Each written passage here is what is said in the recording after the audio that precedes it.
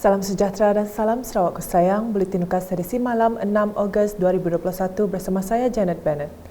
Berita utama, kerjasama Sarawak dan Sabah dalam pembangunan sumber tenaga akan mengorak langkah ke hadapan untuk mencapai grid Borneo yang lebih meluas.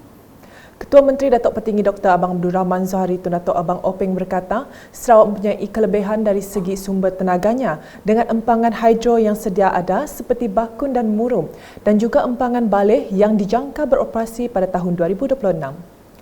Malah ujarnya, kerjasama dua hala itu akan membentuk kelestarian sumber tenaga yang akan membuka lebih banyak ruang kepada sektor penting termasuk pertumbuhan pelaburan jangka panjang. This partnership between Sarawak and Sabah will encourage greater collaboration in the region and foster shared learning, driving us closer to a sustainable energy future for all. I also believe it will further enhance the warm relationship that we have always enjoyed with Sabah. Beyond these benefits, this collaboration will encourage close cooperation in many other important areas, as the development of an interconnection is a big long-term investment for both parties. Beliau berkata demikian semasa majlis menandatangani Power Exchange Agreement and Interconnections Agreement antara Sarawak Energy dan Sabah Electricity secara maya yang turut disaksikan Ketua Menteri Sabah Datuk Seri Haji G. Noor pada Jumaat. Tambah beliau, Sarawak akan terus memanfaatkan pembangunan sumber tenaganya untuk mencapai hasrat menjadi pembekal tenaga di rantau ini. Blessed with abundant indigenous resources as well as highly competent and skilled workforce, Sarawak will continue to leverage on sustainable energy development to fulfill our aspiration of becoming the battery for ASEAN and propelling its sustainable growth in the region. By improving resilience in energy supply and security through interconnection, we can create a cohesive and united economic market to capture growth opportunities for a greater Borneo. Dalam pada itu, Ketua Menteri Datuk Petinggi Abang Zohari juga berkata, aspirasi Sarawak adalah untuk mencapai status negeri berpendapatan tinggi menjelang tahun 2030 melalui pelbagai strategi dan inisiatif. Sarawak aspiration is to achieve a high income status by 2030 through a diverse range of strategies and initiatives. Our shift towards renewable hydropower development to power Sarawak via the Sarawak Corridor of Renewable Energy or SCORE has proven to be fundamental to the socio-economic development of our people. Seterusnya, Kerajaan Sarawak sentiasa berusaha membantu penjajah dan peniaga kecil yang terkesan akibat pandemik COVID-19. Menurut Menteri Kerajaan Tempatan dan Perumahan Sarawak, Datuk Seri Dr. Sim Kui Hien, lebih 60,000 penjajah dan peniaga kecil telah menerima bayaran bantuan Sarawakku Sayang BKSS 60 yang disalurkan menerusi Sarawak Pay berjumlah RM1,500 setiap penerima.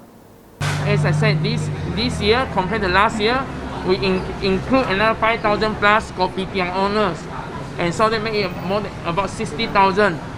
And it cost last year. It cost Sarawak government 121 million.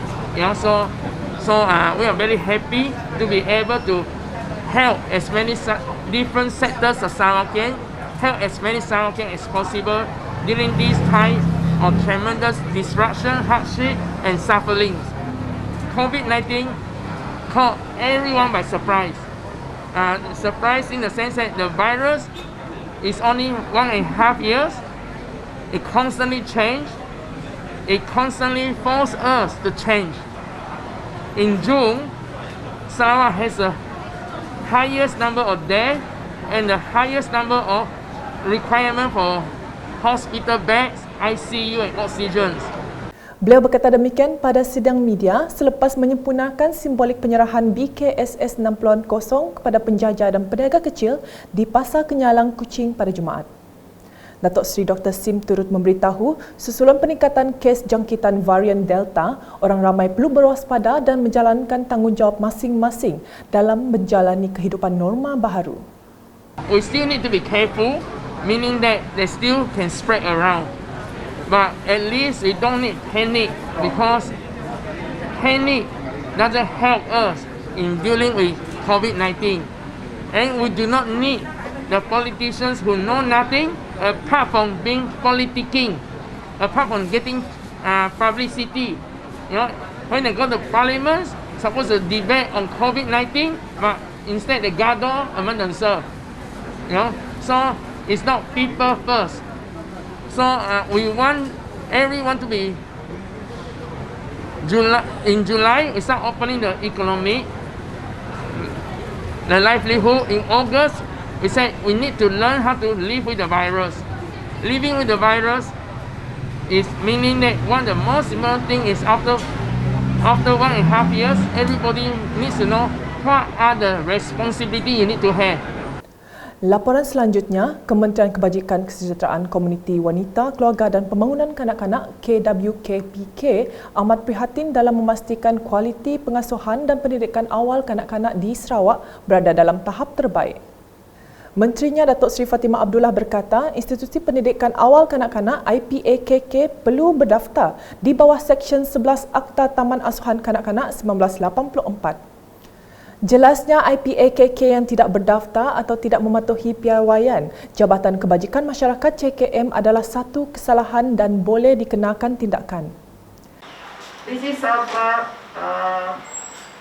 very important for us under Jabatan Kebajikan Masyarakat that Taska Tadika in Sarawak must be registered. Because once it is registered, then it allows us to monitor, enables us to monitor, memantau, and also to ensure that the safety factor keselamatan and well-being, kesejahteraan kanak-kanak yang dihantar ke Taska ataupun ke Tadika terjamin. Ujar Datuk Seri Fatimah lagi, IPAKK seperti Taska yang berdaftar dengan JKM juga akan mendapat geran tahunan khas GTK IPAKK.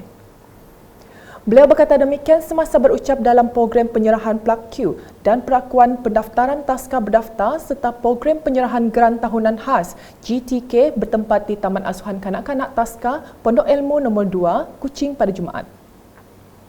Taska Pondok Ilmu nombor 2 adalah Taska ke-14 yang mendapat perakuan pendaftaran JKM dalam tahun 2021 di bawah Akta Taman Asuhan Kanak-kanak 1984. GTK atau Geran Tahunan Khas untuk membantu pengusaha ataupun operator Taska dan Tadika kita. Yang diberi kepada Taska dan Tadika yang berdaftar saja. Among perkara-perkara yang dibenarkan, ya, operator boleh menggunakan geran RM5,000 ini untuk nombor 1, memberi pemakanan yang sihat dan sejahtera. Ianya juga boleh digunakan untuk membiayai sewa serta sewa premis. But I really, this is your own, is it? So you're lucky. Beliau turut memaklumkan subsidi yuran pengasuhan kanak-kanak Taska akan tetap diteruskan di samping bantuan khas pakej perlindungan rakyat dan pemulihan ekonomi pemulih juga diberikan.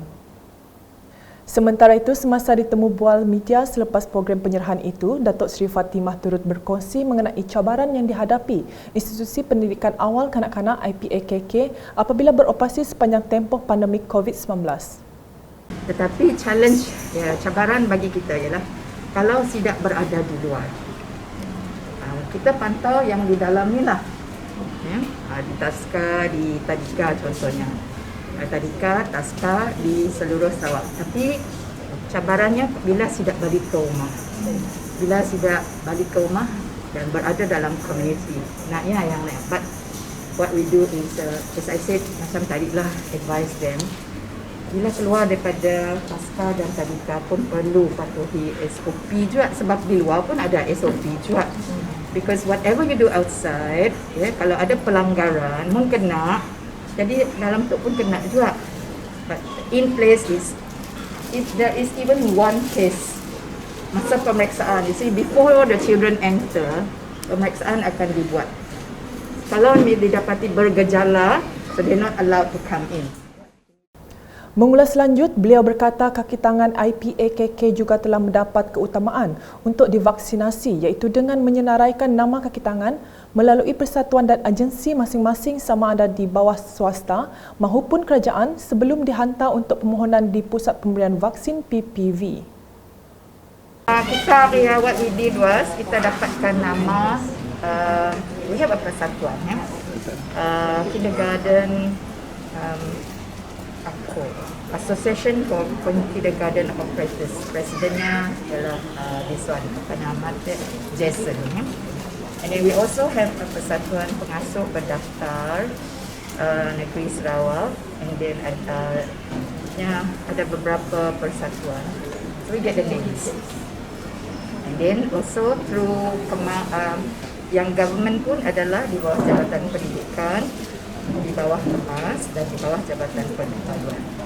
Now, so with this list daripada melalui persatuan dan juga melalui agensi, so we will provide that to the Jawatan Kuasa Vaksin PPV di setiap bahagian.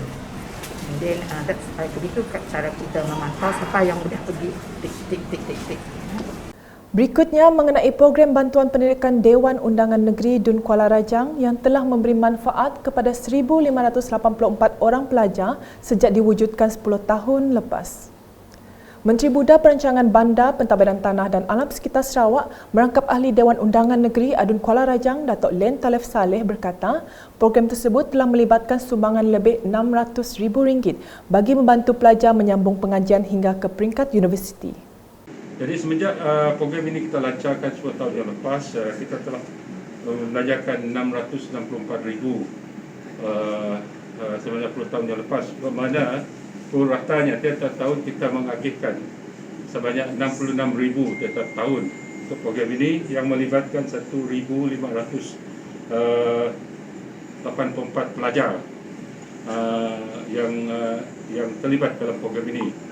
Bercakap kepada media selepas Majlis Penyerahan Bantuan Pendidikan Dun Kuala Rajang di Pusat Perkhidmat Dun Kuala Rajang pada Khamis, beliau menjelaskan program tersebut hanya dihaskan untuk pelajar di kawasan Dun Kuala Rajang sahaja. Dalam program berasingan, beliau turut menyempurnakan simbolik penyerahan hampir 1 tan sumbangan hasil kebun kepada petugas Barisan Hadapan sempena program Peladang Prihatin Sarawak di Dewan Suara Serikeh. Sumbangan adalah sebagai menghargai pengorbanan petugas Barisan Hadapan membendung pandemik COVID-19. Dalam masa yang sama, ia juga merupakan inisiatif kerajaan negeri menerusi pertubuhan peladang bagi membantu petani khususnya di daerah Serikeh yang mengalami masalah dalam memasarkan hasil tani mereka. Berikut pula, Menteri Muda di Jabatan Ketua Menteri Hal Ehwal Islam dan DBKU merangkap ahli Dewan Undangan Negeri Adun Pantai Damai, Datuk Dr. Abdul Rahman Junaidi telah mengunjungi mangsa kebakaran di Kampung Semarang pada Khamis. Bantuan dalam bentuk makanan asas dan wang tunai telah disampaikan bagi meringankan beban mangsa yang kini menumpang di Surau Hayatuddin di kampung berkenaan. Kesemua mangsa kebakaran menzahirkan rasa syukur dan berterima kasih di atas keprihatinan Datuk Dr. Abdul Rahman, badan bukan kerajaan NGO serta semua pihak termasuk penduduk kampung yang turut memberi bantuan. Sekian edisi malam bersama saya Janet dan kru penerbitan. Berita lebih lanjut boleh didapati di semua platform media sosial UKAS termasuk portal ukas.sarawak.gov.my dan pastikan anda subscribe ke channel di YouTube. Salam UKAS.